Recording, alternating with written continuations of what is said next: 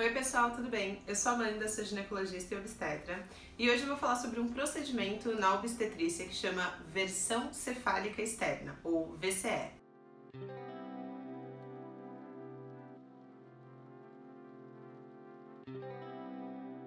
Antes de eu falar sobre esse tema, que é uma coisa muito importante na obstetrícia e muito pouco estudada, muito pouco falada para os pacientes na medicina, na obstetrícia aqui do Brasil, né? Então, venho por meio deste vídeo informar vocês para que muitas vezes até vocês estudem sobre isso para saber que essa é uma opção válida, mesmo quando muitos médicos por aí, muitos obstetras que estão mal informados, descartam a possibilidade desse procedimento no pré-natal, sendo que é um procedimento que, segundo a literatura, possui riscos em uma porcentagem muito pequena dos casos, né? Mas enfim, antes de eu começar a falar sobre isso, eu vou pedir para vocês já deixarem um like aqui no vídeo e se inscreverem no canal, ativar o sininho para vocês sempre saberem quando eu soltei vídeos novos. E também me sigam no Instagram e no TikTok eu tô sempre postando por lá, a gente conversa e tal. É mais fácil conversar por lá do que por aqui, né? E vamos falar então sobre versão cefálica externa. Pode ser que você nunca tenha ouvido falar disso. E isso é bem provável, porque como eu tava contando antes, né? É um procedimento que é deixado meio de lado, assim, no país que a gente vive, que tem uma taxa de cesariana gigantesca, né? Então quem me conhece, quem já seguiu minhas coisas aqui, sabe que eu trabalho com parto humanizado aqui em São Paulo. Trabalho tanto no meu consultório, né, quanto num coletivo de parto humanizado que chama Coletivo Nascer.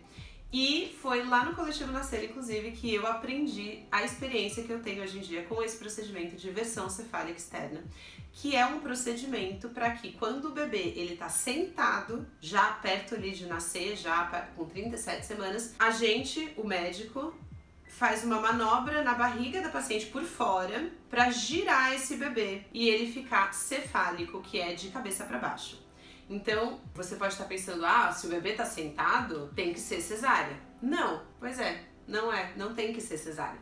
Se o bebê tá sentado, existem coisas naturais que você pode fazer para estimular ele a virar, como acupuntura, osteopatia, alguns exercícios específicos para isso dentro aí dos spinning babies, que são os exercícios da gestação. Só que se chegou com 37 semanas e esse bebê continua sentado, cada dia que passa a chance dele virar espontaneamente, né, sozinho, é menor.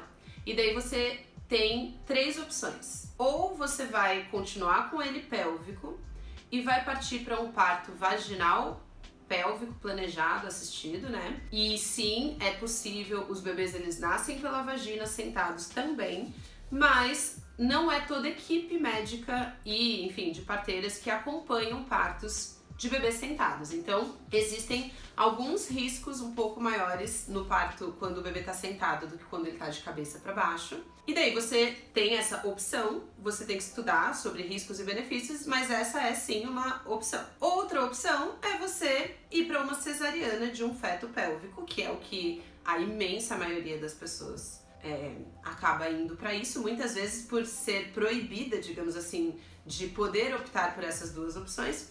E a terceira opção é ir para uma versão cefálica externa, que é esse procedimento em que os médicos vão tentar fisicamente, com as mãos, virar o bebê por fora, assim, da barriga, para que ele fique cefálico, e daí uma vez cefálico, você pode ter o parto normal com o bebê de ponta cabeça, que é o mais comum, né, o mais seguro também. E como que é feito esse procedimento? Eu vou falar pra vocês da minha experiência nos serviços que eu trabalho aqui em São Paulo, mas eu sei que existem outros lugares em que não é exatamente do jeito que eu faço, então eu vou ir colocando aí, mas pode ser que onde você mora é um pouquinho diferente, tá?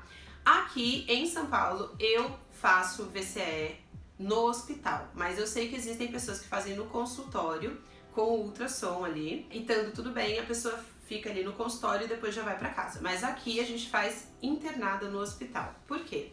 Não é obrigatório, realmente os riscos que eu vou falar pra vocês em números aí, baseado em evidência científica, são números muito baixos, mas é mais por uma questão de segurança mesmo, porque se por acaso acontecer alguma coisa das emergências mais graves que podem acontecer nesse procedimento, a gente já tá dentro do hospital, dentro do centro cirúrgico, e daí a ação é muito mais rápida, tá? Então, como que a gente faz aqui? O paciente interna no hospital de manhã em jejum, vai pro centro cirúrgico e Primeiro a gente faz um ultrassom, faz a cardiotoco, que é aquele exame das faixas para ver se tá tudo bem com o bebê, e começa a palpar para entender qual que é a posição que esse bebê tá na barriga. E daí vai começar a fazer as manobras. Eu vou deixar um vídeo aqui, um trechinho. Começa a fazer as manobras para virar esse bebê com as mãos. Existem casos em que essa virada do bebê é extremamente fácil. Só de encostar assim, tipo em alguns minutos, o bebê já vira pracefálico, que são o que eu chamo de as VCS fáceis, né? Mas não é a maioria que é assim, né? A maioria é um pouquinho mais demorada. E essa manipulação do abdômen da mãe é uma coisa que pode doer, pode causar incômodo. Então, existem algumas outras coisas que a gente pode colocar junto com a VCE que vão aumentando a taxa de sucesso dessa VCE, que é o uso de algumas medicações para que o útero pare de contrair, porque 37 semanas já é 9 meses, né? Então o útero ele já tá mais maduro. Pode ser que na hora que a gente comece a mexer, ele comece a ter umas contrações.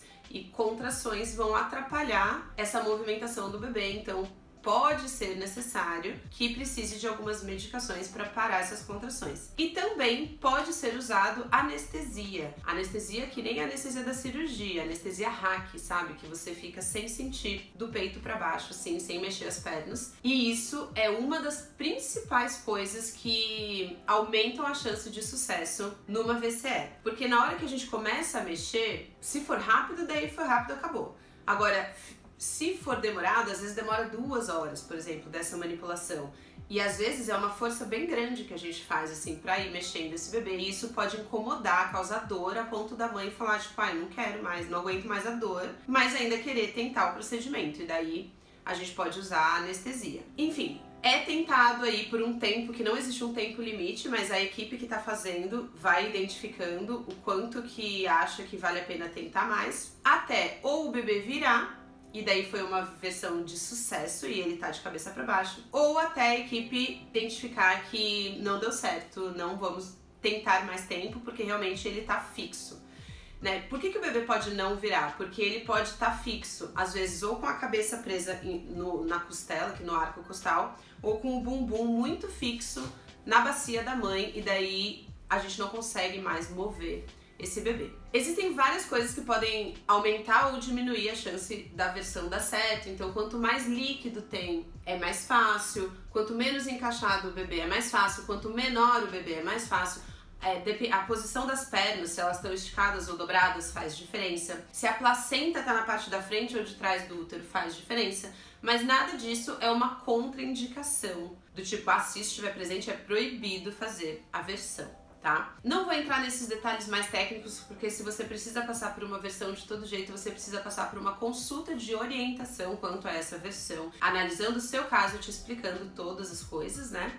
Mas aqui eu queria mais explicar sobre isso e sobre a possibilidade desse procedimento, para vocês perguntarem para os seus médicos se é o seu desejo ter um parto normal e o seu bebê está pélvico a partir de umas 34 semanas. Se ele ainda está pélvico, tá na hora de começar a pensar sobre a possibilidade de uma versão. Existe dos bebês que quantos bebês viram, né? Qual que é o sucesso desse procedimento? Então, segundo a literatura médica, o sucesso geral desse procedimento é 58%.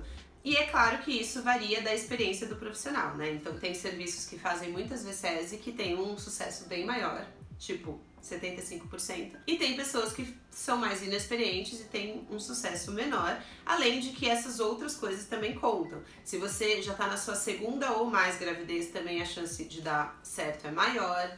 Então tem várias coisinhas aí que podem aumentar a sua chance para mais ou para menos, dependendo das características específicas aí de você e do seu bebê. E desses 58% que conseguem virar, uma taxa muito pequena, de cerca de 2%, vão virar para pélvico de novo. Eu, particularmente, nunca vi assim na minha prática, mas na literatura existe essa pequena porcentagem de bebês que querem ficar sentado, que mesmo virados, depois de algumas semanas vão ficar sentados de novo, mas é muito mais raro isso do que todos os outros, né, 98% que viraram, que vão realmente ficar de cabeça para baixo. Mas e os riscos? Né? Então, quem não entende sobre VCE, inclusive muitos médicos obstetras aqui de São Paulo e do Brasil, não têm experiência com esse procedimento e geralmente orientam as suas pacientes assim: nossa, não, esse é um procedimento muito perigoso, imagina, não tem por que fazer isso, tem que ir para cesárea. Mas é mesmo perigoso? A literatura médica baseado em estudos bem grandes aí, com milhares de VCS, colocam que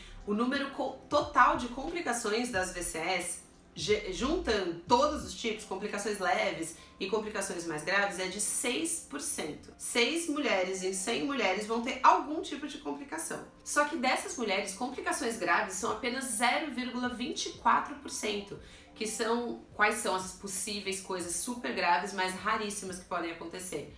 Óbito fetal e descolamento de placenta. Essas são as duas principais complicações que são graves e que, na pior das hipóteses, podem acontecer, mas elas são muito, muito, muito raras, né? 0,2%.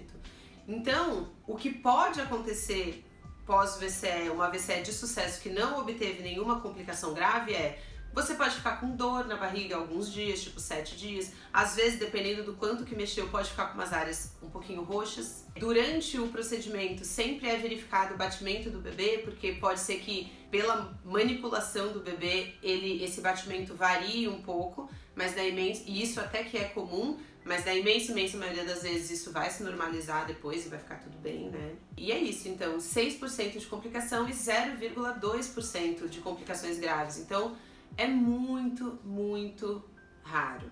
Se você for ver, por exemplo, comparar as possíveis complicações de uma cesariana com as possíveis complicações graves de uma VCE, não tem comparação, né? Principalmente para mãe. Mas enfim, não tô vindo aqui para convencer ninguém a fazer VCE, só tô vindo aqui para dizer que essa é sim uma opção válida para pessoas que têm um bebê pélvico e que desejam ter um parto vaginal, mas também não querem ter um parto vaginal pélvico, que daí tem um pouco mais de risco. Mais do que essa questão de análise de porcentagem, a literatura médica coloca como a melhor opção frente a bebês pélvicos no termo, né, com 37 semanas, você oferecer uma versão cefálica para todas as pacientes. Isso assim, como orientação para os médicos, né? O mais correto é você oferecer a VCE, porque avaliando riscos e benefícios desses 3 caminhos, cesárea pélvico, parto normal pélvico e VCE, a VCE é a que tem o menor risco no geral, né? Uma VCE contando se ela vai ter sucesso ou não, seguida de um parto vaginal, por exemplo, né? Então é isso, espero ter ajudado vocês. Se vocês tiverem dúvidas, é um tema que muita pouca gente fala sobre isso, né? Então se vocês tiverem dúvidas, podem deixar aqui embaixo. E até o próximo vídeo.